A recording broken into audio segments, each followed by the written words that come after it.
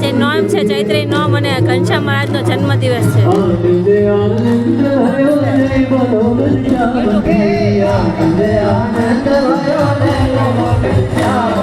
બહેનો બધી રાસ લે છે.